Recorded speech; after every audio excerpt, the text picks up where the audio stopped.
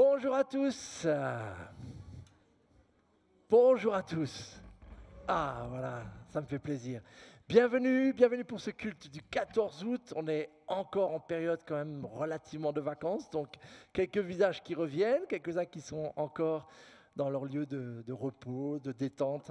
Et voilà, en tout cas, je me réjouis de vous accueillir. Soyez les bienvenus si vous êtes parmi nous pour la toute première fois. Vraiment, on est heureux de vous accueillir. On a hâte de rendre ensemble un culte à notre Dieu. Et pour faire cela, je voudrais juste vous lire ensemble un psaume, le psaume 8, un psaume assez court, mais avec de précieuses vérités et promesses pour nous ce matin. Et je vous propose donc de le lire ensemble.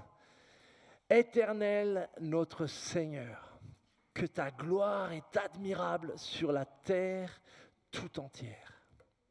Au-dessus du ciel, on célèbre ta splendeur. De la bouche des enfants et des cris des nouveau-nés. Donc si votre enfant pleure, mesdames, mamans, pas de souci. Pas de souci. C'est leur louange à eux. Et cette louange, c'est l'Éternel qui la fait jaillir. Et elle confond ses adversaires pour imposer le silence à ceux qui, chargés de haine, se rebellent contre toi. Quand je contemple le ciel que tes doigts ont façonné, les étoiles et la lune que tes mains ont disposées, je me dis, qu'est-ce que l'homme? Qu'est-ce que l'homme pour que tu en prennes soin? Qu'est-ce qu'un être humain pour qu'à lui tu t'intéresses? Pourtant, tu l'as fait de peu inférieur à Dieu, ou à un Dieu, ou à un être céleste, selon les traductions. Tu l'as couronné d'honneur et de gloire. Tu lui donnes de régner sur les œuvres de tes mains. Tu as tout mis sous ses pieds, tout bétail, gros ou petit, et les animaux sauvages, tous les oiseaux dans les airs et les poissons de la mer, tous les êtres qui parcourent les sentiers des océans. Éternel notre Seigneur, que ta gloire est admirable sur la terre tout entière. Dans ce psaume, comme bien souvent, le psalmiste se met à regarder, à ouvrir grand ses yeux autour de lui sur tout ce qu'il peut admirer et constater la gloire de Dieu. Alors ça, c'est ce qu'a fait le psalmiste il y a 3000 ans. Mais peut-être, durant cet été, on a eu aussi l'occasion de voir des choses de nos propres yeux. Alors, il y a encore les enfants qui sont avec nous. Les enfants, est-ce qu'il y en a d'entre vous qui ont vu des animaux pendant les vacances? Oui? Quels animaux? Tigre, dans un zoo, j'imagine? Ah, et là, vous avez un animal splendide, majestueux. D'autres animaux? Il y en a qui ont vu des poissons pendant les vacances? Pas de poissons. Pas d'accord. Si. Ah, tu as vu des poissons. Voilà, c'est fascinant, hein? Alors, soit dans des rivières, soit dans des lacs, la mer, ou dans des aquariums, etc. Est-ce qu'il y en a qui sont allés, du coup, est-ce qu'il y en a qui ont admiré un coucher de soleil pendant les vacances? Ouais, ça aussi, c'est fantastique. Est-ce qu'il y en a qui ont admiré un lever de soleil pendant les vacances? Oui, ce matin, celui de Ponto était splendide, hein? Celui qui est arrivé ce matin à 6h25, là, sur le parking, c'était violet, mauve, rose, c'était splendide.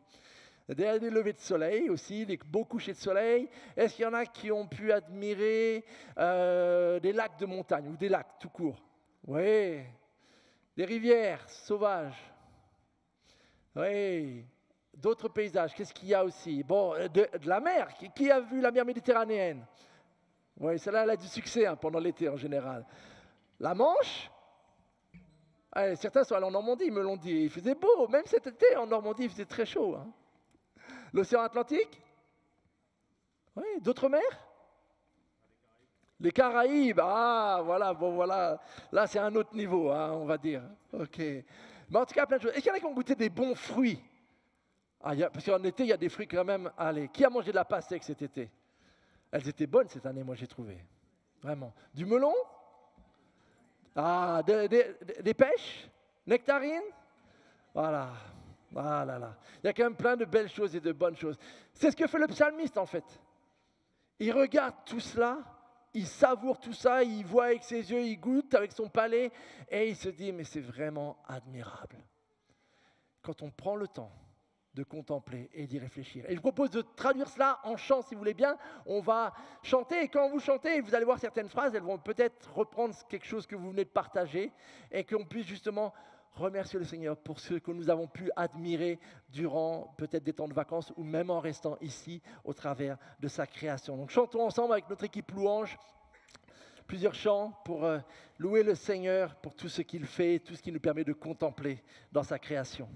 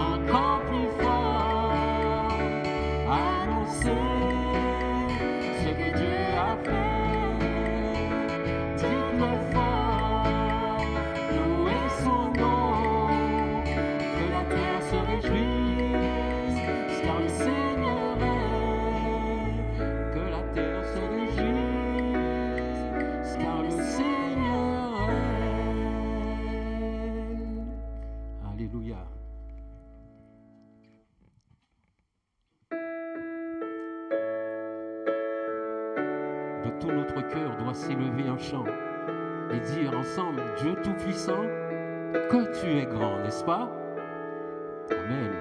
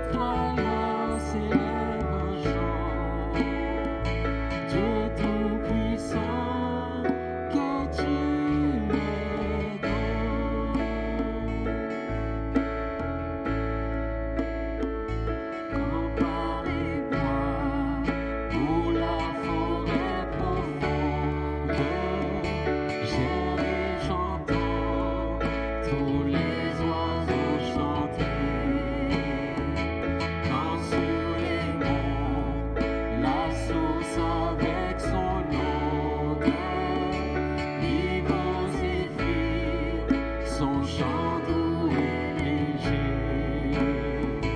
Mon cœur heureux s'écrie à chaque instant. Ô Dieu d'amour, que tu es grand. Mon cœur heureux s'écrie à chaque instant. Ô Dieu d'amour, que tu es grand. Mais quand je songe au sublime mystère, Oh oui, que Dieu si grand a pu penser à moi, n'est-ce pas? Et que son cher Fils est devenu mon frère. Je suis l'héritier du grand roi. Alors mon cœur redit la nuit le jour que tu es grand, ô Dieu d'amour. Alors mon cœur redit la nuit le jour que tu es grand, ô Dieu d'amour. Quand mon sauveur éclatant de lumière se lèvera de son trône éternel, et que laissant les douleurs de la terre, je pourrai voir les splendeurs de son ciel. Alléluia. Je redirai dans son divin séjour, rien n'est plus grand que ton amour. Je redirai dans son divin séjour, rien n'est plus grand que ton amour. Rien n'est plus grand que ton amour. Rien n'est plus grand que ton amour.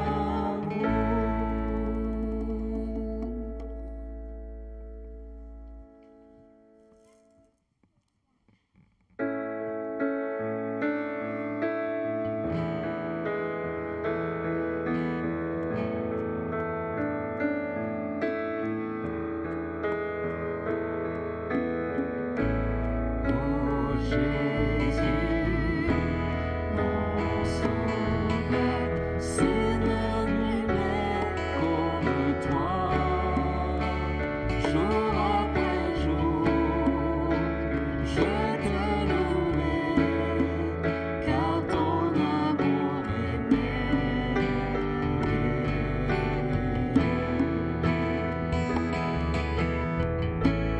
Mon abri, mon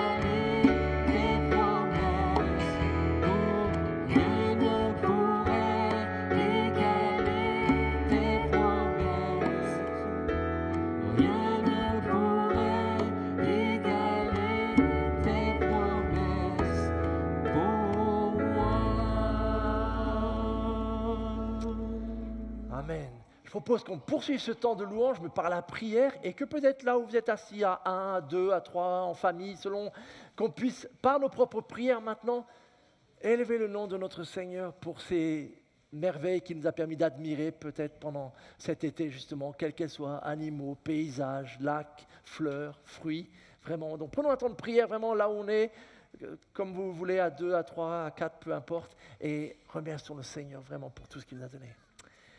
Seigneur, merci pour ton amour et pour la joie d'avoir pu contempler, Seigneur, ta création. Merci, Seigneur, pour tout ce que tu nous as donné de voir. Merci pour tous ces cadeaux, Seigneur, pour ces couleurs, pour ces merveilles, Seigneur, pour ces lacs, ces rivières, Seigneur. Merci, Seigneur, pour la nature, Seigneur, dont tu prends soin, dont tu as pourvu, Seigneur. Merci, Seigneur, pour ces montagnes, pour ces flots, Seigneur. Merci, Seigneur, pour tous ces fruits, Seigneur, leurs couleurs, leurs saveurs, Seigneur. Merci pour tout ce que tu nous as permis de voir, Seigneur. Toutes ces merveilles, Seigneur. Oh Éternel, tu fais tant de choses, Seigneur, vraiment belles. Et nous ne pouvons que te remercier, Seigneur, notre Dieu. Sois béni, Seigneur, sois glorifié, Seigneur, vraiment. Nous voulons, Seigneur, oui, proclamer avec le psalmiste, Seigneur, oui, que tu es admirable, Seigneur, vraiment, que tu es grand.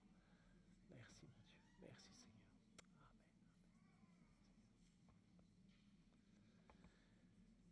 Seigneur, notre Dieu, nous voulons te remercier de tout notre cœur pour les choses merveilleuses que tu as créées et pour toutes celles dont tu nous as permis d'admirer, de goûter durant cet été, Seigneur. Quelles qu'elles soient, qu'il s'agisse de paysages, qu'il s'agisse de fruits ou de légumes ou de nourriture, qu'il s'agisse d'animaux que nous avons pu observer, Seigneur, de fleurs que nous avons pu contempler ou de ciel étoilé. Seigneur, nous reconnaissons que ce que tu fais est merveilleux. Il y a tant de beauté, Seigneur, et 2 yeux ne sont pas suffisants pour tout admirer, Seigneur. Mais quelle grâce, Seigneur, quelle grâce. Et merci pour ces moments où nous avons plus de temps pour nous arrêter et constater que tu es grand, que tu es glorieux, que ce que tu fais est beau et bon. Merci, Seigneur. Et aide-nous, Seigneur, à savoir prendre ce temps, Seigneur, durant les jours qui viennent encore, pour continuer à contempler et à t'exprimer notre louange, Seigneur, pour tout ce que tu as fait. En ton nom, notre Dieu. Amen. Amen. C'est le moment où on va pouvoir laisser les enfants de 3 à 8 ans rejoindre moniteur, monitrice. Du coup, vous pouvez aller dans l'espace convivial et les adultes vous attendent pour un temps spécial pour vous. Donc les enfants de 3 à 8 ans, les plus grands, vous restez avec nous pour poursuivre ce culte ensemble. Merci à tous les adultes aussi, moniteurs, monitrices qui prennent soin des enfants pendant l'été. Que le Seigneur vous bénisse et encourage aussi dans ce temps avec tous ces enfants et qu'ils puissent eux aussi à leur tour découvrir toujours plus que Dieu est grand. Dans le psaume 8 que j'ai lu tout à l'heure en entrée, il y a ce verset. Alors là, c'est le psaume en entier. Voilà, je voulais mettre la question, voilà. Il y a ce moment où, après avoir contemplé le ciel notamment, le psalmiste dit « Qu'est-ce que l'homme ? Qu'est-ce que l'homme pour que tu en prennes soin ? Qu'est-ce qu'un être humain pour qu'à lui tu t'intéresses ?» Je ne sais pas si vous vous êtes déjà posé cette question-là, mais c'est vrai qu'en tout cas, c'est un des effets que produit parfois la création lorsqu'on s'arrête, que l'on soit au bord de la mer, qu'on soit en train de regarder la nature, un parc ou quelque part dans la montagne. Lorsqu'on contemple tout cela, il y a un moment donné où on vient à cette question et à différents moments de l'été, en voyant des beaux paysages de montagne, en voyant des lacs, je pensais régulièrement à ce psaume et à cette question. Qu'est-ce que l'homme ? Qu'est-ce que ma vie en fait ?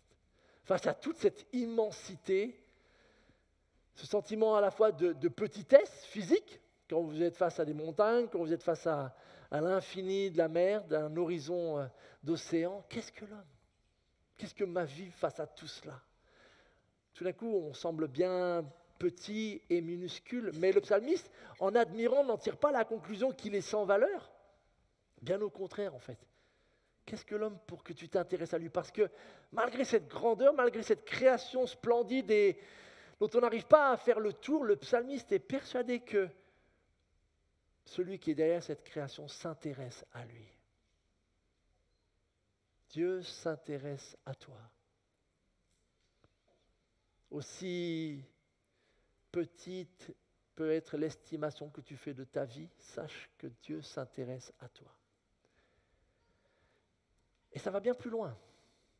À de nombreuses occasions dans la montagne, je me suis retrouvé face à des croix.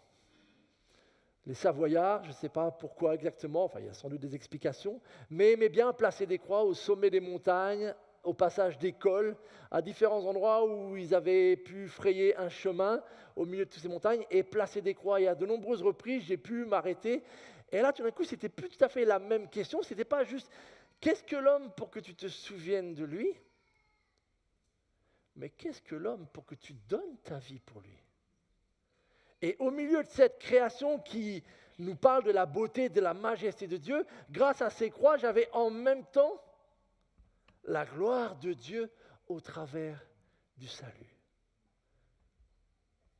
T'as-tu déjà posé cette question? Qui suis-je vraiment pour que Dieu puisse vouloir donner son Fils pour toi? Je sais que c'est un verset qu'on est très habitué avec le Jean 3,16, car Dieu a tant aimé le monde qu'il a donné, mais parfois des moments comme ça nous permettent de nous reposer la question avec une nouvelle pertinence. Honnêtement, c'est quoi notre vie? Quelques instants dans l'éternité et en même temps, la création et la croix me disent, te disent, que tu n'es pas insignifiant. Tu n'es pas le centre du monde non plus. Mais tu n'es pas insignifiant. Tu n'es pas sans valeur. La preuve, regarde ce que j'ai créé pour que tu puisses l'admirer et voir ma gloire. La preuve, regarde à la croix pour voir et saisir la valeur que tu as à mes yeux. Qu'est-ce que l'homme? Et je propose qu'avec les chants qui vont suivre et qui vont nous conduire peu à peu vers le moment où on célébrera aussi le repas du Seigneur, où justement nous voulons nous souvenir que nous avons eu aux yeux du Père, du Fils et de l'Esprit une valeur inestimable, au point que le Père et le Fils acceptent cette mission de salut en donnant sa vie. C'est tout cela aussi que nous communique vraiment la croix, et c'est ce que je veux nous inviter à faire dans ces temps de chant, avec plusieurs chants aussi qui vont nous conduire. Et puis, avant le chant Lumière du monde, je rappellerai un peu comment on va célébrer ce temps de repas tous ensemble. Et puis, nous aurons aussi un temps de prière où nous pourrons remercier le Seigneur pour non seulement la gloire de sa création, mais aussi la gloire de ce salut en Jésus-Christ, vraiment. Donc, que le Seigneur nous guide dans ce temps d'adoration avec ces chants et que l'on puisse, nous aussi, peu à peu, tourner nos regards vers la croix.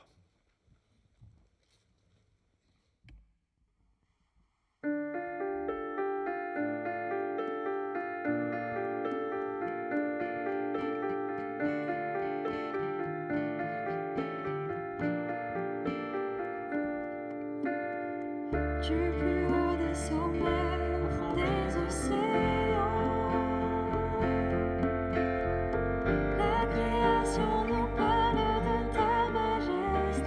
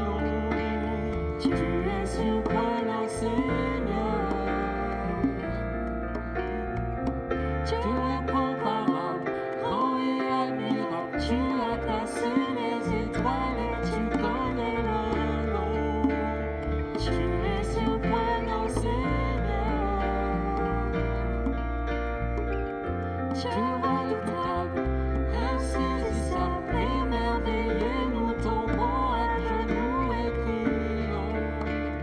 Tu es surprenant, Seigneur. Dieu redoutable, insaisissable, émerveillé, nous tombons à genoux et crions. Tu es surprenant, Seigneur. Tu es insondable, inébranlable, tu vois mon cœur et pourtant tu m'aimes sans condition. Tu es surprenant, Seigneur.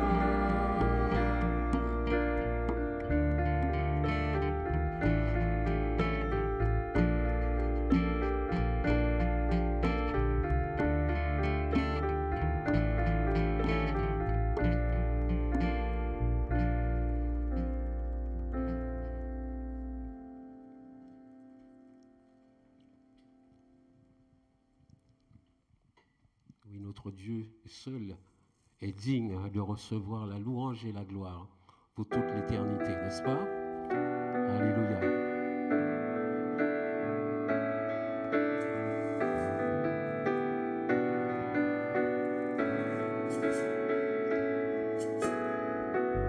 L'immensité de ta grandeur me montre que je ne suis rien. Et quand tu façonnais la terre, j'étais déjà près de ton cœur. Oh oui, déclare-le. Tu m'aimais avant que je sois. Et pour moi Tu as tout donné. Toi seul pouvais me libérer. C'est pourquoi je veux t'adorer. Toi seul est digne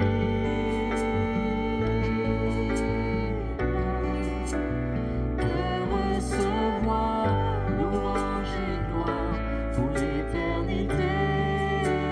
Toi seul est digne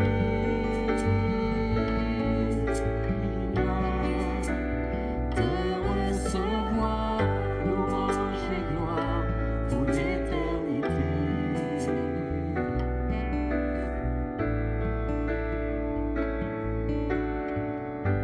Dans ta présence, je me tiens,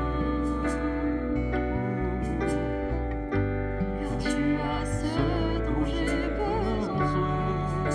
la joie, la vie, La joie, la vie et le bonheur sont dans tes bras, vivant sauveur. Toi seul est digne de recevoir louange et gloire pour l'éternité. Toi seul est digne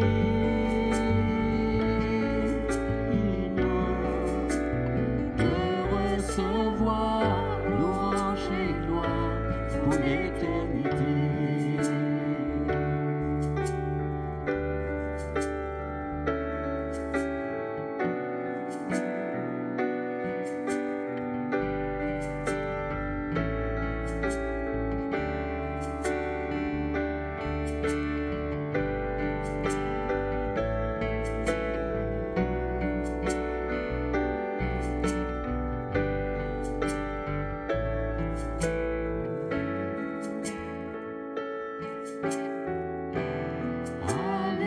Alléluia. Oh oui, quand son église chante, Alléluia. Alléluia.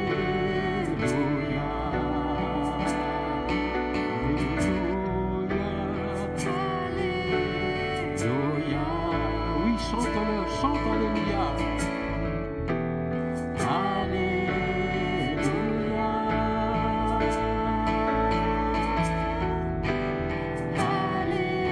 Alléluia. Oui, tout au son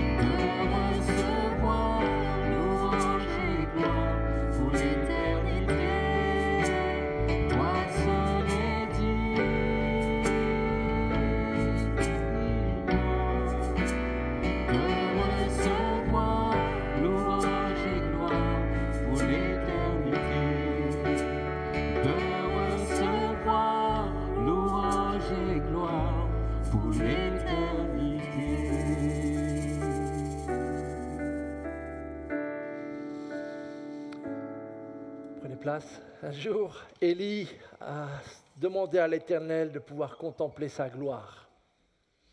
Dieu n'avait que l'embarras du choix. Mais il nous est dit dans cette petite histoire que ce n'est pas par des phénomènes de la création terrifiants comme un ouragan, le feu, la puissance du vent, que Dieu l'a manifesté, mais dans un murmure doux et léger.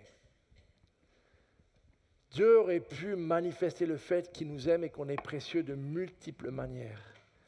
Mais c'est dans l'acte le plus humble et en même temps horrible que la croix que Dieu a décidé de nous le communiquer. Et on va chanter ça dans le chant qui vient. Et pendant ce chant, vous pourrez, si vous avez compris le sens de cet acte, si pour vous ce que Christ a fait à la croix résonne profondément dans votre cœur, car vous avez compris que c'est là que Dieu vous a réconcilié à lui, que c'est là où il vous a dit que ce qui vous sépare de lui, il le prend et qu'il vous donne son pardon. Si vous avez compris cela et que vous l'avez témoigné en vous engageant avec lui par le baptême notamment, participez à ce repas. Prenez le temps de redécouvrir, de vous souvenir. Et si pour X raison, vous n'êtes pas encore à cette étape-là, cependant, ne passez pas à côté de ce que le Seigneur veut vous dire par ces chants, par ce message. Regarde à la croix vraiment. Et dis-toi que ce symbole représente le prix que tu as eu aux yeux de Dieu. Donc ne pense pas que Dieu ne t'aime pas ou que tu n'as pas de valeur à ses yeux. Vraiment. Et prends le temps de réaliser et de t'interroger, qu'est-ce que je dois faire? Viens à la croix. Demande-lui pardon et réconcilie-toi avec ton Créateur, avec ton Dieu, avec ton Sauveur. Donc voilà, quelle que soit l'étape où nous en sommes, que chacun puisse vivre ce prochain temps de chant. Et donc voilà, pendant le temps d'aliment, vous pourrez venir vous approcher des différentes tables. Il y en a 4 dans la salle et prendre un peu de pain et une coupe. Et puis à la fin du chant, nous prierons et prendrons ce repas tous ensemble en signe d'unité. Voilà, donc préparons nos cœurs pour ce temps de souvenir.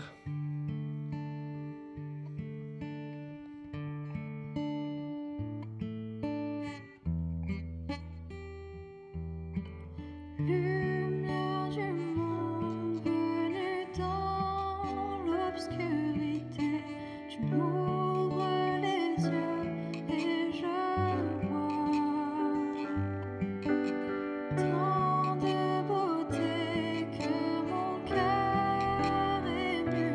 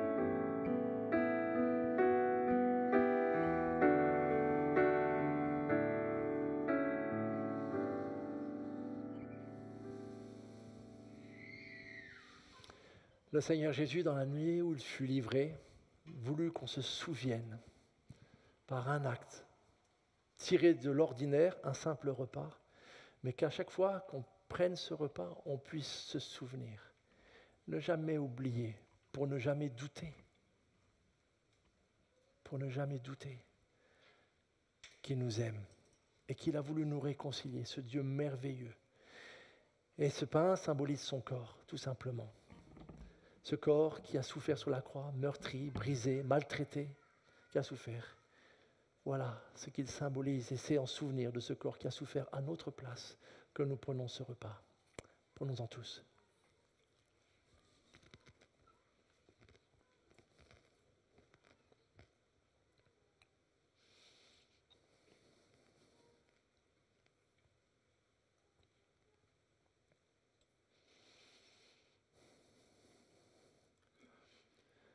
Lors de la création, Dieu a fait une alliance avec Adam. Une alliance que le mal a brisée.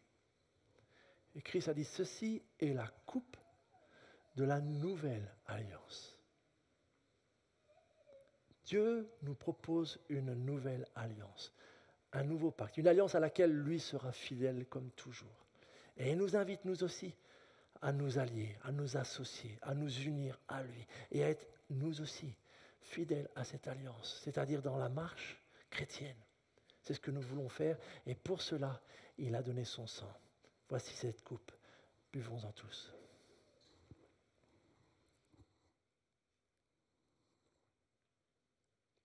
Si plusieurs d'entre nous veulent prier par des prières à voix haute, et nous pouvons poursuivre ce temps de louange par quelques prières avant de chanter un autre chant.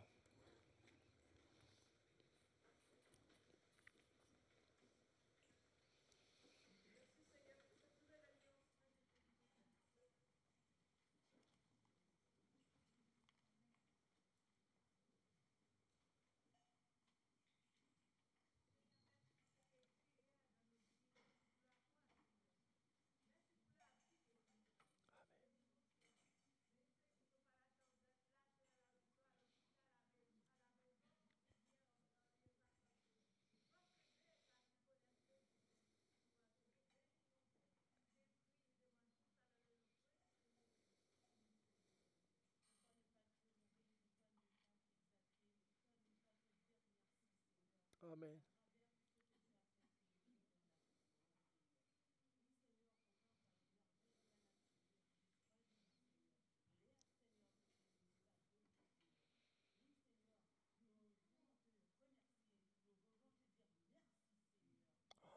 Amen.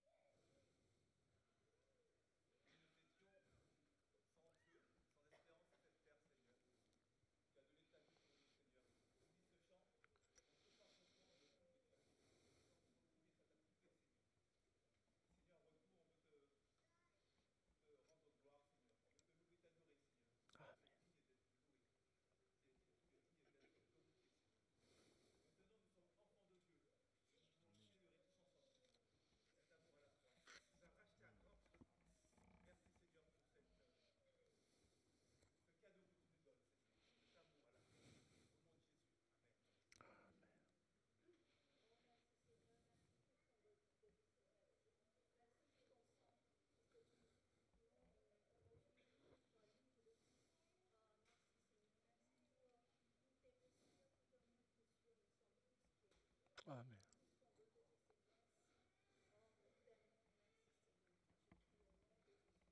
Amen. Amen.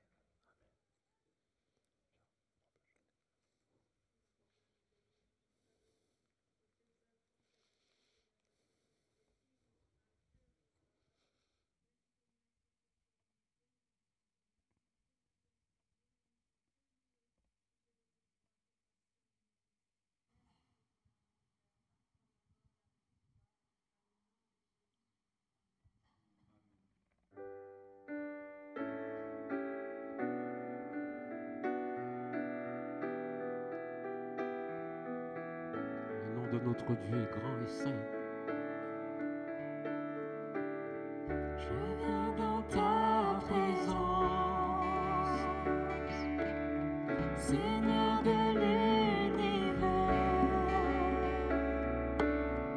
Rien n'a plus d'importance, rien n'a plus de valeur. Je viens chercher ton cœur, trouver ta volonté, me tenir prosterné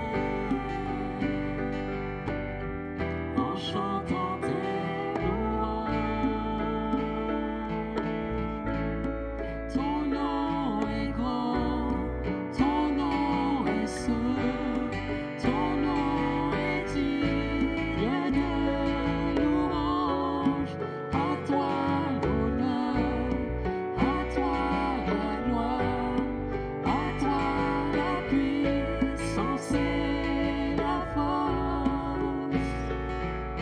Jésus,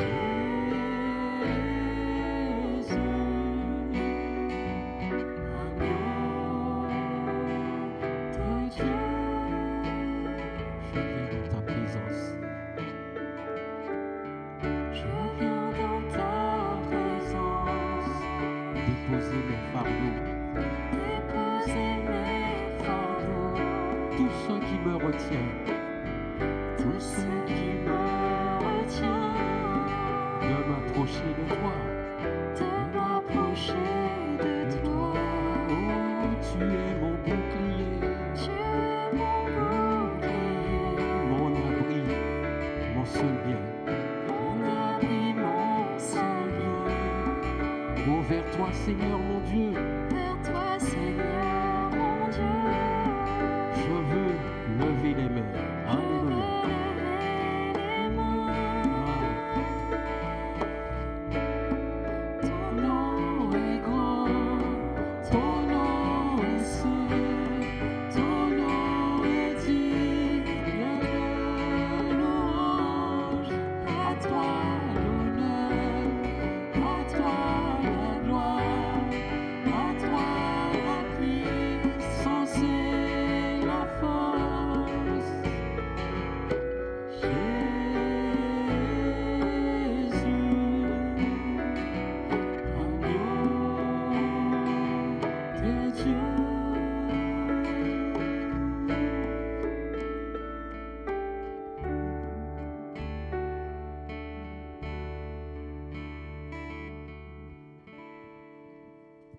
Amen, amen. Merci l'équipe pour ce temps de louange.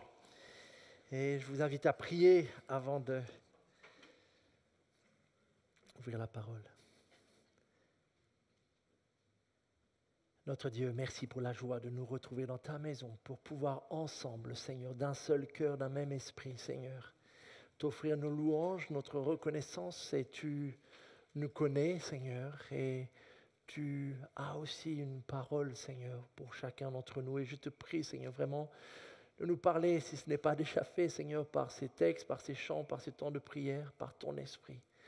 Nous voulons être à l'écoute aussi, Seigneur, de tout ce que tu veux nous apprendre, Seigneur. Sur le chemin de la vie chrétienne, viens nous révéler, Seigneur, les promesses que nous oublions, les vérités que nous ignorons, Seigneur. Viens dans ta grâce, Seigneur, nous apprendre à être tes disciples dans toutes les facettes de notre vie, Seigneur. C'est notre souhait, c'est notre prière, Seigneur notre Dieu, que nos vies reflètent toujours plus qui tu es pour nous. Dans le nom de Jésus, ton Fils. Amen. J'ai vécu une conversion cet été. Je me suis repenti, en fait. Durant cet été, vraiment, j'ai vécu une repentance. Rassurez-vous, je suis toujours chrétien.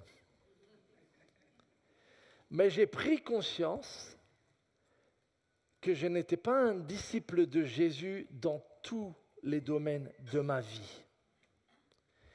Et j'ai dû me repentir pour ça. C'est quoi repentir? C'est changer d'attitude, de manière de penser et donc d'agir dans un domaine ou dans notre vie.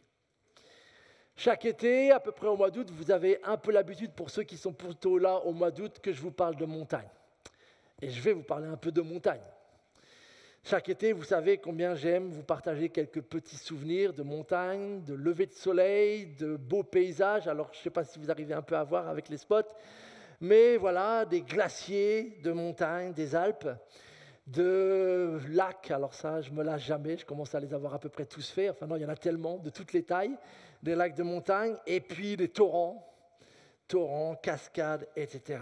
Et voilà, j'aime partager la beauté de la création, et on pourrait parler de la mer, de la forêt, de plein d'autres paysages merveilleux, et vous avez sans doute aussi de belles photos. Parfois, on parle de la beauté de la création dans des psaumes. On a souvent quelques psaumes qu'on lit. Tout à l'heure, j'ai lu le psaume 8, mais si vous voulez lire un psaume sur la création merveilleux, lisez le psaume 104, et vous trouverez quelques versets comme celui-ci. « Tu fais jaillir des sources pour alimenter des torrents qui coulent entre les montagnes. La terre est rassasiée par l'effet de tes œuvres. » Les bouquetins, mon animal préféré. Il n'y a pas beaucoup de gens qui aiment le bouquetin, mais moi je trouve que c'est l'animal le plus splendide. On leur retraite sur les monts élevés. Les rochers sont le refuge des damans. Les damans, c'est les marmottes pour nous dans les Alpes à peu près. Mais non, c'est des petits rongeurs qui vivent dans les rochers.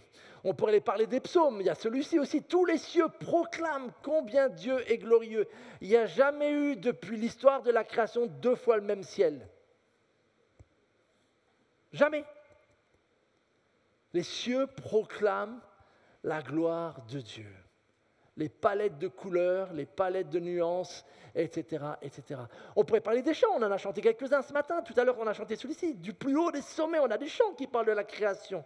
Au fond des sommets, la création nous parle de ta majesté, etc., etc.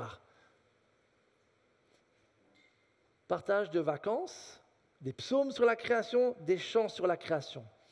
Mais, durant cet été, et probablement vous avez vécu peut-être la même chose, vous avez certainement entendu parler davantage des souffrances de la création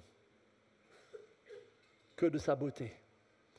Probablement, vous n'êtes pas sans savoir qu'en France, et pas qu'en France, nous avons eu de nombreux incendies qui ont ravagé des hectares et des hectares et des hectares de forêt. Quand on sait le nombre d'années que cela prend pour qu'une forêt naisse, certes parfois peut-être d'origine criminelle, mais facilitée énormément par rapport au fait que le réchauffement climatique étant là, tout ça brûle comme un feu de paille. Probablement, vous avez entendu parler que beaucoup d'endroits en France, les rivières sont à sec. Là où nous étions en vacances, j'ai discuté avec un monsieur qui louait des paddles et je lui demande si l'été se passe bien. Il dit les touristes sont là, mais en fait ça ne va pas. Ah bon, et pourquoi ça? En fait, toute notre location de canoë-kayak, cette année, on n'a rien plu. Il n'y a plus d'eau dans les rivières. Donc plus de canoë. Ceux qui ont déjà fait du canoë au pont du Gard, profitez-en, parce que c'est qu'une question de temps avant qu'il n'y ait plus de canoë. On en a fait il y a 2 ans. Il y a des endroits où on devait prendre le canoë à la main pour aller et retourner à un autre endroit où il y a de nouveau assez d'eau pour pouvoir ne serait-ce que mettre la pagaie dans l'eau. Plus d'eau dans les rivières. Tous ces phénomènes-là touchent un peu partout. Ça, c'était un lac où j'allais en vacances, le lac de Serponçon, l'un des plus beaux lacs de France, vraiment. Magnifique lac, etc. et tout. Ça, c'était il y a 10 ans. Ça, c'est la photo que vous verrez sur le site internet. Mais maintenant, le lac de Serponçon, si vous le voyez de haut, il est comme ça. Alors, vous ne voyez peut-être pas, mais en fait, il n'y a presque plus d'eau. Quand vous arrivez là où il y avait la plage avant, vous devez faire une 50aine de mètres, une 100 mètres. En fait, vous entrez dans le lac pour avoir encore un peu d'eau. Et j'ai vu ça pendant tout l'été. On en a entendu parler. On entend parler de zones du globe qui sont touchés par le réchauffement climatique sans que l'activité même sur place soit liée. Vous avez peut-être entendu parler de ce que vit Madagascar. L'île de Madagascar, peu à peu, devient, en certains endroits, inhabitable. Pas à cause de l'activité des Malgaches, à cause de notre activité.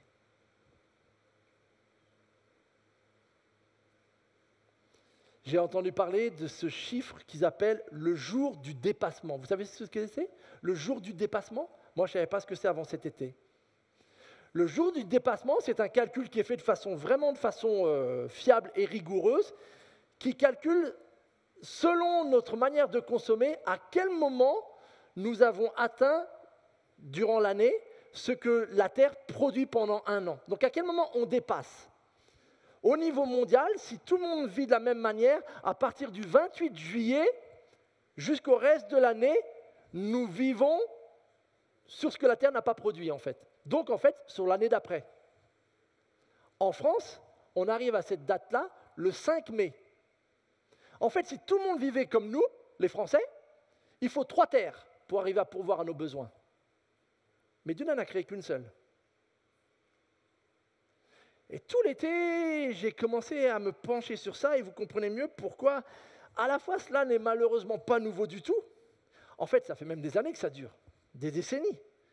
Mais la fréquence, l'intensité et la proximité de tous ces événements font que peu à peu, le Seigneur m'a ouvert les yeux sur cette situation-là.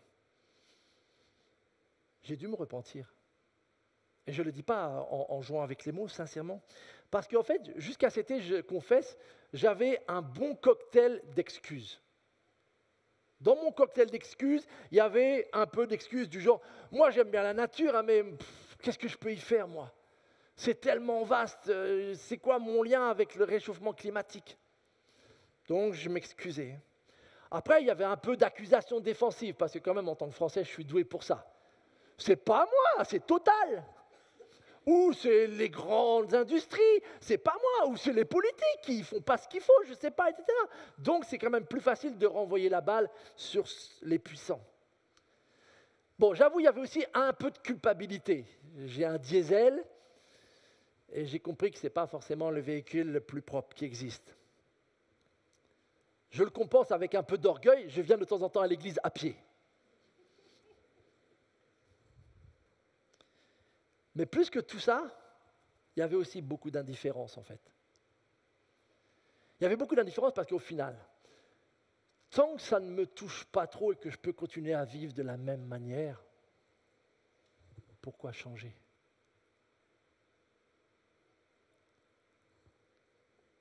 Mais cet été, le Seigneur m'a vraiment parlé et m'a ouvert les yeux en fait sur mon attitude, et je parle de moi là, vis-à-vis de ce grand problème d'environnement climatique, dont pourtant il est bien réel et on en parle, mais que mon attitude n'était pas celle qu'il attendait de moi en tant que chrétien. Je ne pouvais pas juste simplement me réjouir une fois par an de mes 3 semaines à la montagne, ou de temps en temps à un bord de mer ou de la forêt, contempler tout ce qu'il y a de beau, et puis après, le reste de l'année, vivre de manière assez indifférente sans réaliser que ce mode de vie est en partie la cause de tous ces phénomènes. En fait, le Seigneur a été un peu plus précis, il m'a fait comprendre que j'avais exactement la même attitude vis-à-vis du réchauffement climatique qu'on scelle parfois des amis à qui j'essaie de partager l'évangile et qui me disent « Bon ok, je ne suis peut-être pas parfait, mais je ne suis pas non plus le pire des personnes, je ne suis pas un criminel de guerre. » Et vous avez peut-être des fois entendu, vous essayez de partager l'évangile et la personne fait comprendre « Bon ok, je ne suis pas parfait, mais bon voilà, je ne suis pas non plus... » Et c'est sûr que forcément, si on se compare tous avec des criminels de guerre, bon, on s'en sort tous bien. Mais comparez-vous par exemple avec Mère Teresa, et il se pourrait que vous soyez plus proche du criminel de guerre en fait. Donc ces manières d'agir et de se comparer ne marchaient pas. Et en fait, je n'aime pas trop quand les gens le font par rapport au péché, mais je n'avais pas trop de soucis à le faire par rapport à ce problème. Qu'est-ce que je suis moi? Mais ce n'est pas l'attitude que le Seigneur nous demande. Alors je me suis repenti. Et je voudrais en profiter pour dire c'est quoi repentir. Parce que vous savez sans doute que notre société, elle a beaucoup de mal avec ce mot-là. En fait, on essaie même de le faire disparaître. Alors je comprends peut-être, mais le problème c'est qu'il a une part de vérité que si on fait disparaître le mot, quels sont les mots qu'on va tenter ? Alors Jean-Baptiste, il disait souvent « repentez-vous ». Et dans un des fameux passages, il leur dit « repentez-vous ». Mais on s'est dit « bon, les gens ne comprennent plus, alors on va dire « changer ». Alors du coup, on a mis le mot « changer ». Changer, pourquoi ? Parce que le royaume de Dieu est proche. La présence de Dieu est là, elle est accessible, elle est près de vous. Changez, parce que vous ne pouvez pas supporter cette présence-là. Mais voyant que les gens n'ont pas trop bien compris, il poursuit un peu plus tard en disant « produisez plutôt pour fruit des actes de repentance, en fait, qui montrent que vous avez vraiment changé, en fait. » Repentir, ce n'est pas se flageller. Repentir, ce n'est pas passer des heures à genoux sur du verre pilé. Repentir, c'est regretter une attitude et changer notre manière de penser et d'agir suite à cette prise de conscience. Et ça, c'est une action extrêmement salutaire, une extrêmement bonne nouvelle pour moi, parce que ça veut dire que peu importe l'attitude que j'ai pu avoir jusqu'à maintenant, quand j'en prends conscience, Dieu ne me demande pas de me fouetter, Dieu ne me demande pas de rester à l'écart pendant 10 ans, avant d'être de nouveau digne de venir en sa présence, il me dit « change ». Si tu as compris, change. Et ça, c'est une bonne nouvelle dans tous les domaines, pas juste pour le sujet qu'on aborde ce matin, mais dans tous les aspects. Si tu réalises que dans ta vie, il y a quelque chose qui ne plaît pas à Dieu et qu'il a bien mis le doigt dessus, change. Repens-toi, regrette et change de manière de penser et d'agir. C'est une bonne nouvelle. Et la raison pour laquelle c'est une bonne nouvelle, c'est que, voici ce que dit Jean quand on le fait, si nous reconnaissons nos péchés, donc si nous nous repentons, si nous changeons, eh bien regardez, Dieu est fidèle et juste, et par conséquent,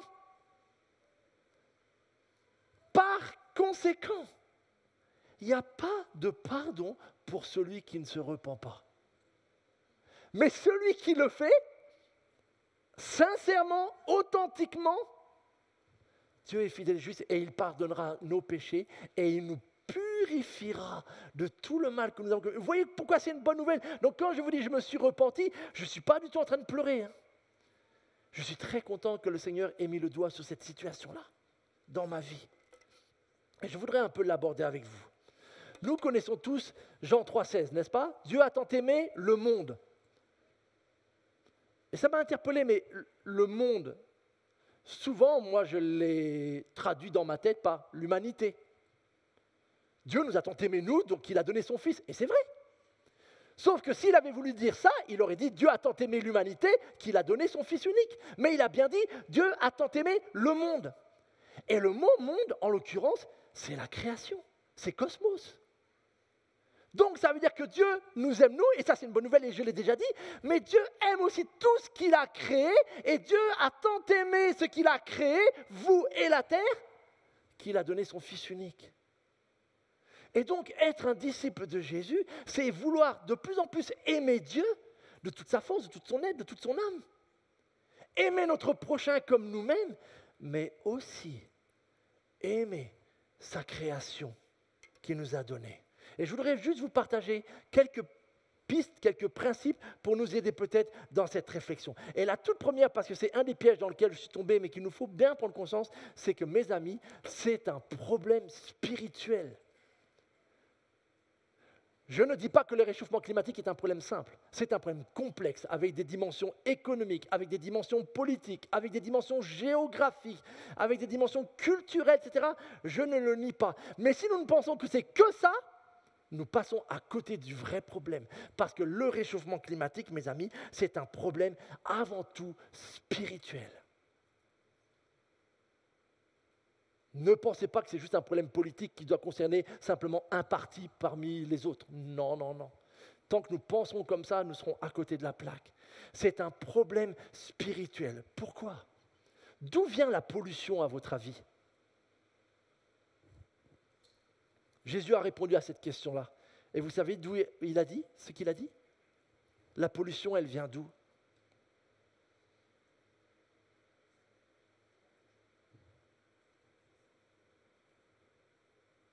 De notre cœur. Regardez ce que dit Jésus. Ce qui sort de l'homme Les gens étaient persuadés à l'époque que ce qui me rendait impur, c'était ce que je touchais. Un objet sale, une personne ayant une mauvaise vie, ça me rendait impur. Donc il suffisait de toucher personne, plus ou moins. Sauf que Jésus a dit, vous êtes à côté de la plaque en fait. La pollution, elle n'est pas à l'extérieur. La pollution, elle jaillit là, ici. C'est ce qui sort de l'homme, c'est cela qui le rend impur. Car c'est du cœur de l'homme. Avant de se manifester de façon visible, c'est d'abord du cœur de l'homme que proviennent les mauvaises pensées, l'immoralité, le vol, les meurtres, les adultères, l'envie, la méchanceté, la tromperie, le vice, la jalousie, le blasphème, l'orgueil et toutes sortes de comportements insensés, mais ils jaillissent d'abord en nous. L'égoïsme par rapport aux richesses naturelles, la convoitise de ces richesses naturelles, c'est né avant tout dans le cœur des hommes. La pollution est un problème spirituel. Et quel est le père de la pollution ? C'est Satan. Depuis le début, il ne cesse que de polluer mensonges, de semer mensonges, contre-vérités, fausses vérités, rumeurs, accusations, etc. pour compliquer le problème et pour faire quoi ? Mais pour souiller la création. Pour souiller ce que Dieu a créé, il nous souille nous et la nature par la même occasion. Satan est le père de la pollution et à moins de prendre conscience de cela, je risque de me tromper d'attitude. C'est avant tout un problème spirituel. Et la raison pour laquelle je dis ça, c'est que si c'est un problème spirituel, donc nous ne pouvons pas en tant que chrétiens être indifférents par rapport à ce problème. Mais en même temps, d'une manière équilibrée. Je ne suis pas en train de dire ce matin que désormais, nous ne devons plus parler que de ça. Comprenez-moi bien. Nous ne devrions pas parler que de ça. Il y a de multiples sujets dans la parole de Dieu. Mais la vérité, c'est que le sujet, il est dans la parole depuis très longtemps. Et je vous mets au défi de trouver une prédication évangélique dans ces dernières années qui parle de ce sujet-là. J'ai eu un mal fou à en trouver une. Les journaux ne parlent que de ça. Nous, les chrétiens évangéliques, nous aimons la création. Et après, silence radio. Quasiment. Mais je caricature à peine, les amis. Alors, pour des gens qui aiment la création, en termes d'actes, nous sommes loin du compte. Donc, il ne s'agit pas de parler que de cela, mais de réaliser, mes amis, que c'est une des facettes du péché. Polluer la création, gaspiller ce qui nous a été confié, maltraiter la création et ses animaux de différentes manières, convoiter avec égoïsme ce qui se trouve dans un autre pays. Et là, en tant que Français, on est mal sur ce sujet-là. C'est spirituel, mes amis. Ce n'est pas économique. Avant d'être économique, avant d'être politique, c'est spirituel. C'est le mal et c'est une des facettes du mal. Alors il nous faut appeler un chat un chat. C'est un problème spirituel auquel nous, chrétiens, ne pouvons pas rester indifférents. Et l'autre raison pour laquelle nous pensons que c'est spirituel, c'est qu'en fait, nous avons de bonnes raisons d'être concernés puisque ça faisait partie de la tâche. Alors là, on est dans le récit de la Genèse, mais dans ce qu'on appelle le mandat, ce que Dieu a confié à la création. L'Éternel Dieu prit l'homme et l'établit dans le jardin d'Éden pour le cultiver et le garder. Alors probablement, certains d'entre nous ne se sentent pas du tout cultivateurs dans l'âme, surtout si vous avez grandi comme moi en zone urbaine, mais même si nous ne sentons pas trop l'âme d'un jardinier, par contre, nous sommes quand même tous concernés par le fait d'être gardiens et de garder. Et là, gardien, il y a deux images derrière. Selon celle que vous préférez, soit vous êtes plutôt alerte à Malibu, et là, vous êtes en mode surveillant de baignade, ou vous êtes en mode jardinier, et là, vous êtes en mode prendre soin. Mais les deux contiennent une vérité qui est dans ce verset. Il y aurait beaucoup à dire sur ces deux verbes, cultiver et garder. Mais je veux évoquer surtout celui de garder. Un gardien est une personne qui veille ou surveille de façon à pouvoir intervenir si quelque chose de grave se passe. Si vous êtes allé avec vos enfants au bord de la plage, à la mer ou dans un lac et qu'il y a la baignade et surveillée, vous êtes un peu plus rassuré. Parce que vous vous dites, si jamais moi, à un moment donné, j'ai le dos tourné, mais que mon enfant trébuche et boit la tasse, je peux espérer que le gardien de baignade, le surveillant de baignade, va agir et va intervenir. Parce qu'il se sent responsable de ce travail-là et de cette mission-là. Et dans un jardin, Un jardinier se sent responsable de bien cultiver, de bien gérer avec équilibre les différentes saisons, les différentes espèces qui poussent dans son jardin. Il se sent responsable de veiller. Il intervient sans apporter une domination ou vouloir faire n'importe quoi. Mais il va être celui qui va normalement gérer ces choses. Et nous sommes appelés à faire cela. Gérer le jardin de Dieu et les ressources dont nous disposons. Et là, ça devient plus concret. Parce que si je vis en appartement, j'ai vécu toute ma vie en appartement, moi, le jardin, je n'ai pas la main verte. Mais être un gérant responsable des ressources, ça devient plus concret. Comment gérez-vous les ressources énergétiques que vous avez à votre disposition? Moi, j'étais indifférent à tout ça, j'avoue. Parfois, avec la culpabilité, j'ai essayé de corriger des choses, mais il y avait pas mal de choses.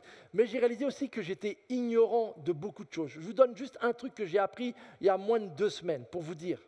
C'est peut-être une chose bête, mais pour vous dire. Vous savez, il y a des robinets, c'est des robinets qu'on soulève comme ça, avec la pression. Et moi, le robinet, l'axe, par symétrie, j'aime bien qu'il soit au centre. Ce que je ne savais pas, c'est que s'il est au centre, en fait, c'est comme si je lui demande de l'eau tiède, en fait. Mais pour faire de l'eau tiède, il faut quoi? Du froid et du chaud. Et pour faire de l'eau chaude, il faut quoi? De l'énergie. Soit l'électricité si c'est un ballon d'eau chaude, soit du gaz si vous avez une chaudière. Ça fait 6 ans que nous sommes dans cette maison, je crois, et c'est seulement cette année que je viens de comprendre que chaque fois que j'ouvre le robinet dans l'axe central, en fait, je déclenche ma chaudière. Je sais, je suis vraiment bête.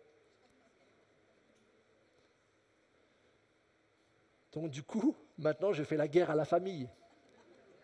Il faut bien que je dise maintenant, je sais.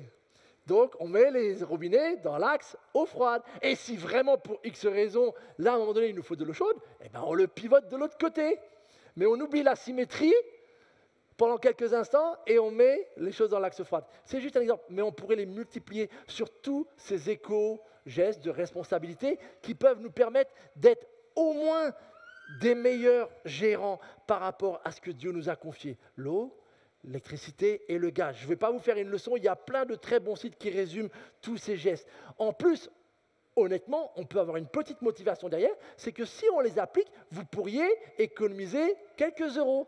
Et vu le prix de ces énergies et le prix qu'elles vont bientôt avoir, ça n'est peut-être pas négligeable. Et là, je voudrais soulever un principe par rapport à ça. Parce que moi, c'est une des choses qui m'a souvent reboussé.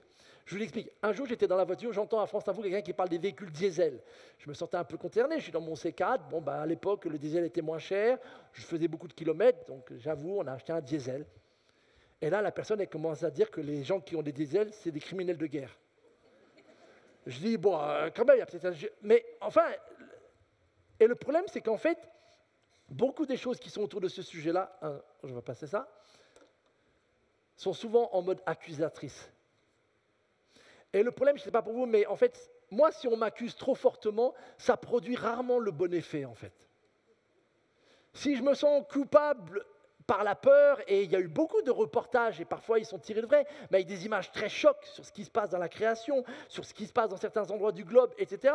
Et je ne dis pas qu'il n'en faut pas du tout. Mais en fait, si c'est le seul registre, si c'est le seul langage, je n'ai pas le sentiment que c'est d'une grande efficacité, en fait. Et c'est ça que je voudrais nous éviter, parce que le but, ce n'est pas du tout de dire, vous, ce que vous faites très bien, et de commencer à pointer du doigt dans votre famille, ou dans votre entourage, ou vos collègues de travail, tout ce qu'ils font de mal. Quoi, tu as un diesel? Non. Ce n'est pas ça que je suis en train de vous encourager à faire. Mais j'aimerais plutôt nous encourager, et en tant que chrétien, à peut-être en parler un peu plus déjà. À peut-être rectifier le fait que là, il y a quand même un aspect de notre théologie qui est complètement mis sous silence parmi les chrétiens évangéliques, et que peut-être nous devrions en parler un peu plus, et de manière bienveillante, motivés par le fait que nous aimons la création de Dieu. Nous la contemplons, nous la trouvons belle, motivés par le fait de l'amour de notre prochain. S'interroger les uns les autres, dire comment je pourrais être un meilleur gardien de ce que Dieu me confie?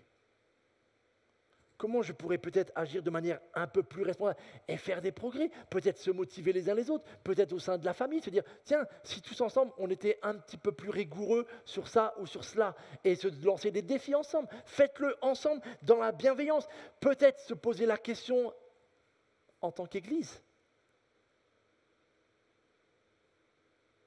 J'ai découvert qu'il existait un label Église verte.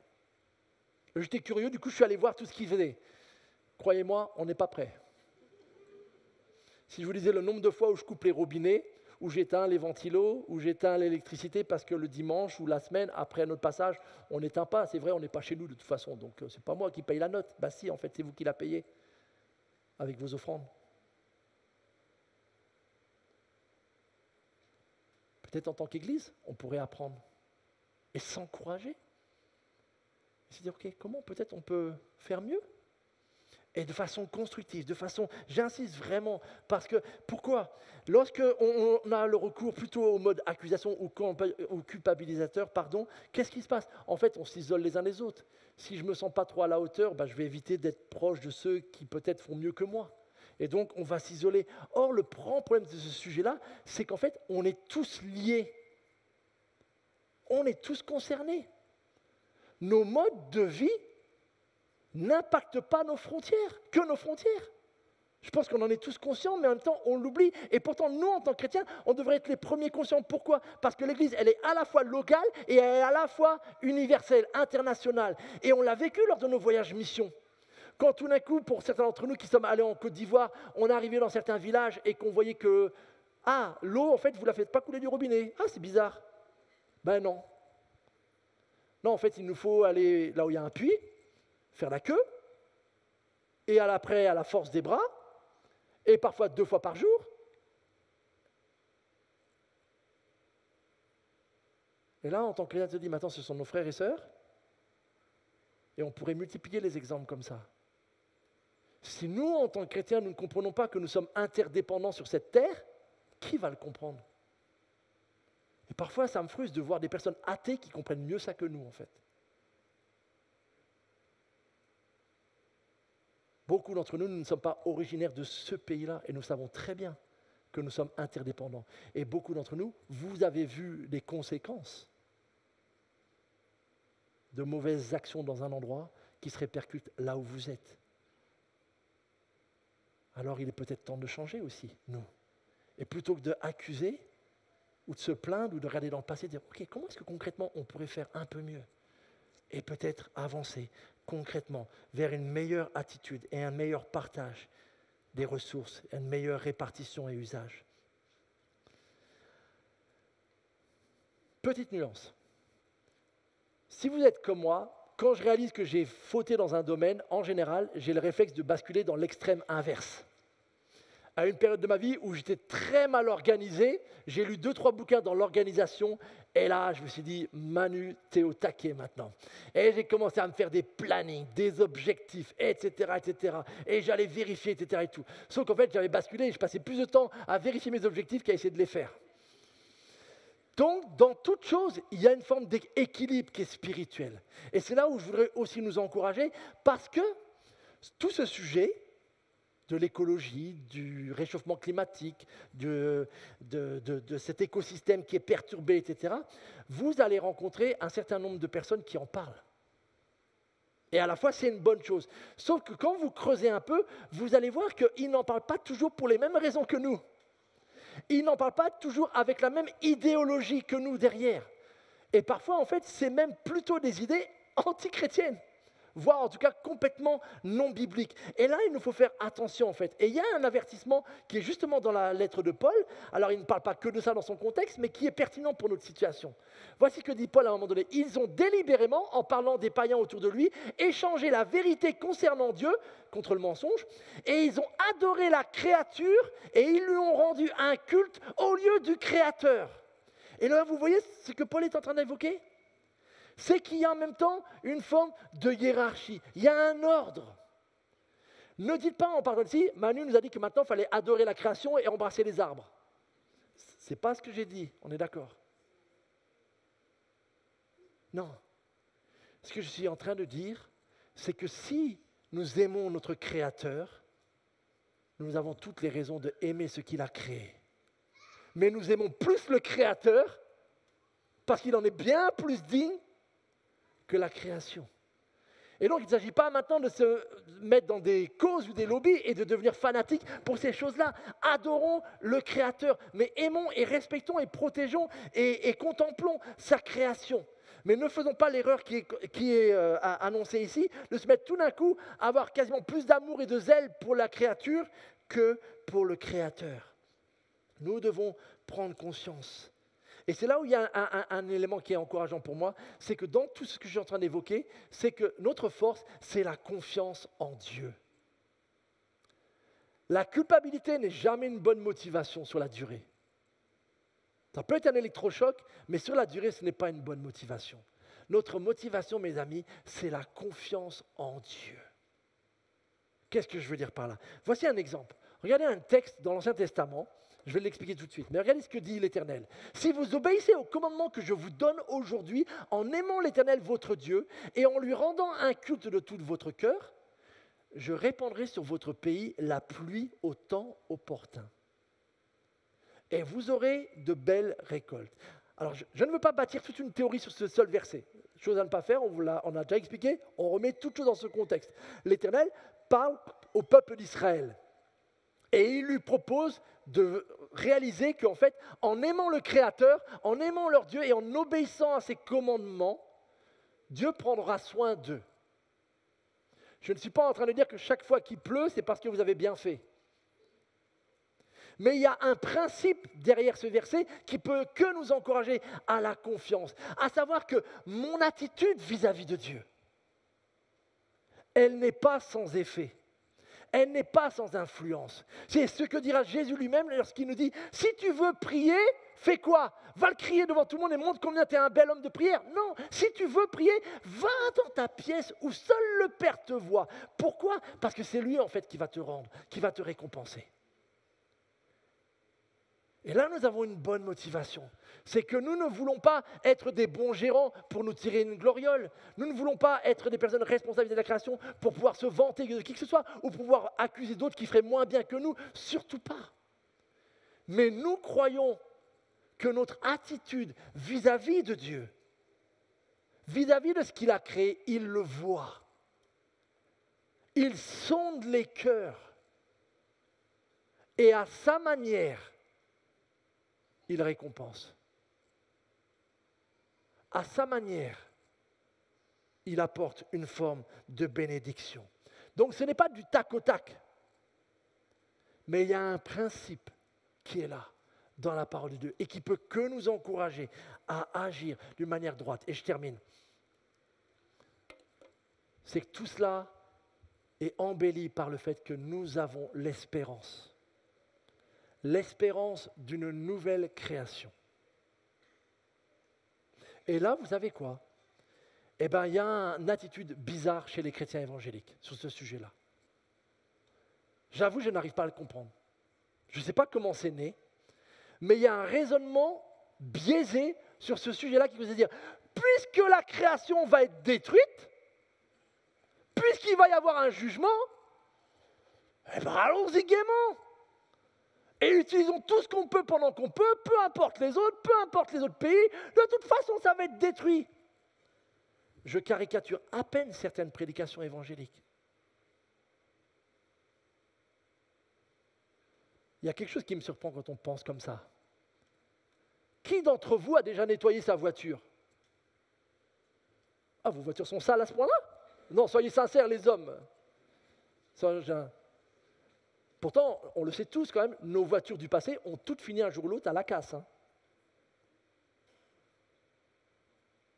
Mesdames, est-ce que vous vous êtes parfumées, embellies ce matin? Ben oui. Pourtant, vous savez que vous allez vieillir. Hein. Et nous aussi les hommes. Hein. Si vous ne le saviez pas, désolé, mais c'est la réalité. Hein.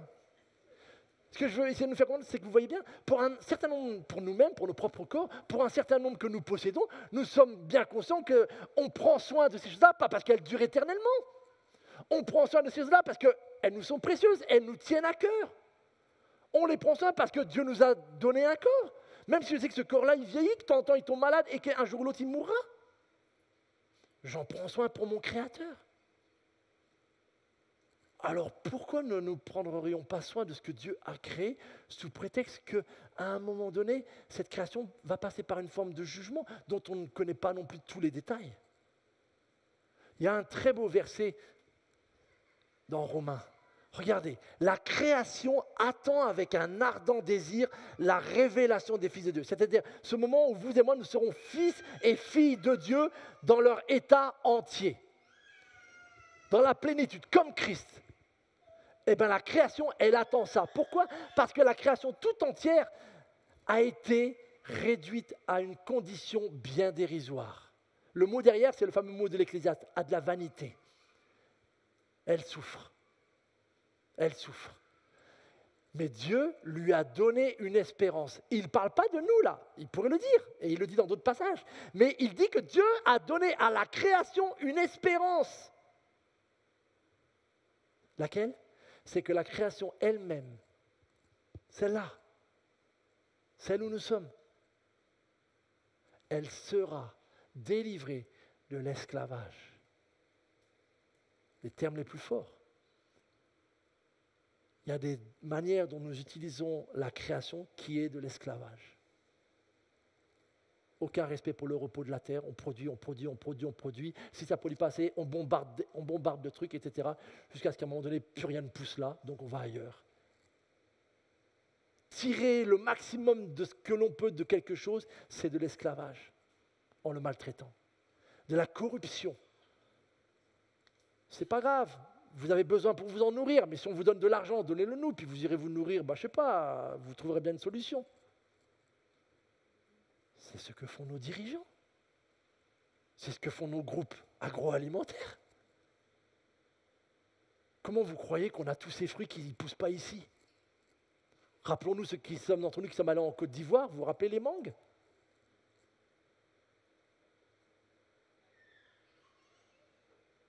Les champs de manguiers n'appartenaient pas aux Ivoiriens, qu'on a vus. On a discuté avec un des messieurs. Il habitait la Seine-et-Marne. Oui, toutes les mangues que vous achetez à Carrefour. Un jour, la création, elle sera délivrée de tout cela, de cette corruption, pour accéder à la liberté que les enfants de Dieu connaîtront dans la gloire. La création, elle attend cela, elle a une espérance. Et donc, je le redis, en parlant de ce sujet-là, je ne suis pas en train de dire idolâtrons la terre, idolâtrons les animaux, n'importe quel aspect de la création. Non, c'est tout sauf ça. Mais en prenant conscience qu'elle a été créée par Dieu pour que nous en soyons de bons gardiens, responsables, de bons gérants, intelligents et qui pensent aux générations futures, c'est que nous puissions ni l'idolâtrer, ni l'exploiter, mais avec espérance, en prendre soin, en sachant que ça ne sera pas vain. Parce qu'un jour, elle sera, comme vous et moi, délivrée, mes amis, restaurée, renouvelée parfaitement et encore plus belle qu'elle ne l'a jamais été. Mais tout ce que nous aurons fait entre-temps aura servi à cela. Nous prions, nous lisons la parole, nous marchons avec Dieu pour devenir des enfants de Dieu, même si nous savons que nous ne sommes pas encore ce que nous serons un jour parfaitement, mais nous tendons vers ça. Ayons la même attitude par rapport à cette création. Je n'ai pas de fin à ce message. Volontairement, je n'ai pas voulu en trouver une parce que comme je n'avais encore jamais prêché sur ce sujet-là en 25 ans de prédication, pour moi c'est que le début de la discussion. Il faut qu'on réfléchisse, il faut qu'on en parle, il faut qu'on partage nos expériences, nos découvertes, nos ressentis, etc. etc. Et qu'on réfléchisse. Une fois de plus, je le redis, ce n'est pas que maintenant on ne va parler que de ça. L'équilibre. Mais nous ne pouvons pas nous taire plus longtemps. Parce que sinon, un jour, il se pourrait que vous n'alliez plus en vacances. Parce qu'il n'y aura plus de lieu à visiter.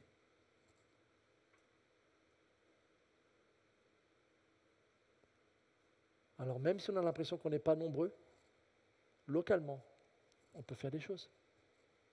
Et la puissance de Dieu, même dans les petits commencements, elle peut se manifester. Que le Seigneur nous aide. Notre Dieu, quand nous réalisons que tu avais tout fait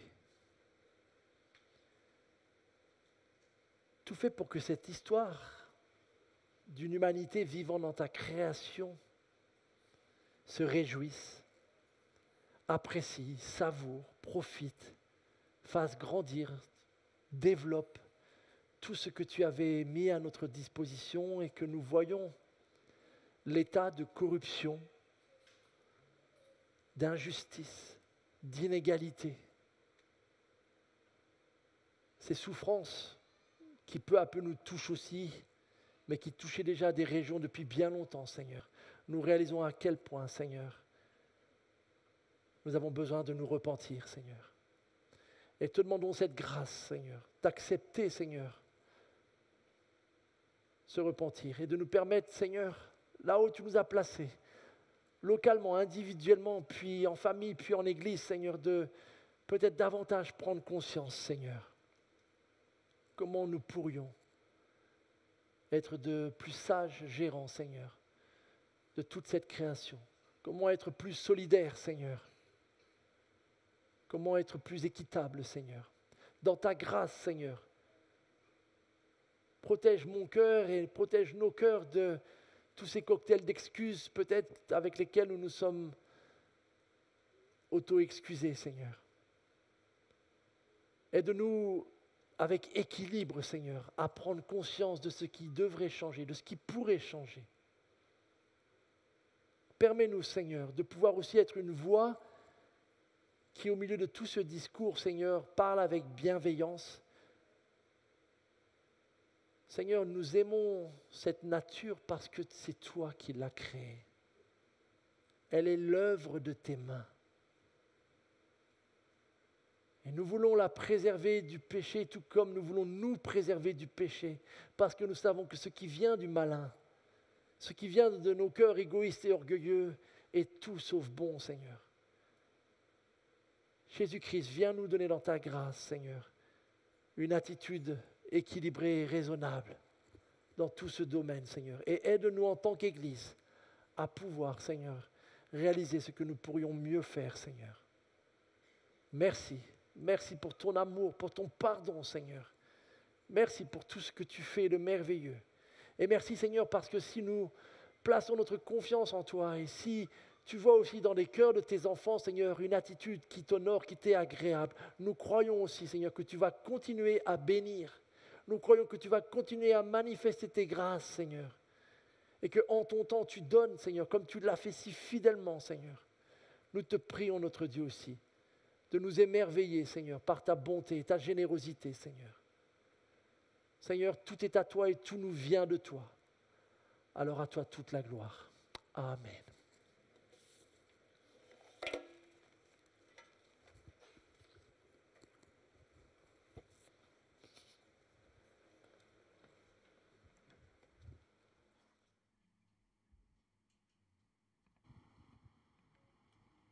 On vous invite à vous lever pour chanter ensemble ce dernier chant. Comment te dire merci et comment ne pas t'abandonner notre vie.